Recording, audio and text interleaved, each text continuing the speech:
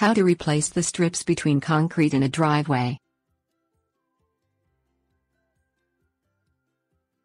If you've ever had the wooden trim divider located between the slabs of concrete in your driveway warp, buckle or come undone in any fashion, you know how unsightly it can become.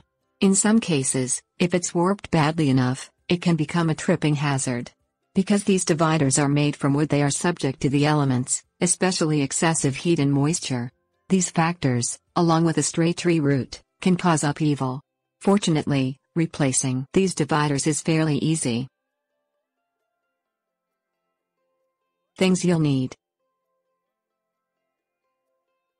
tape measure, pen and pad, hand shovel, hatchet possible, wooden dividers, divider nails, mallet. Remove the old dividers. If the divider is merely warped or buckled, pull it out by hand.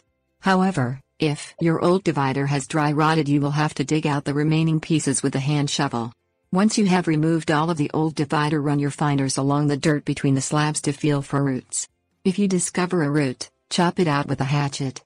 The blade of the hatchet is thin enough to get between the slabs to remove any pieces of root. Measure the width of your driveway and write this number in the pad. Also measure the width of the crack between your pieces of driveway slab. Typically, that gap is approximately 1/4 inch, but it may vary. Write this measurement down.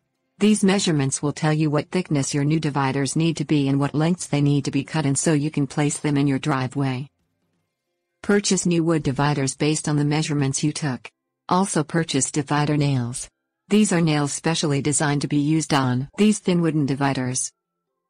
Lay the dividers in the space between your driveway slabs. Knock them into place with the mallet first to seat them. Fasten the dividers down by hammering the divider nails into the slats. You shouldn't need more than 4 of them spaced evenly across the width of your driveway for each divider.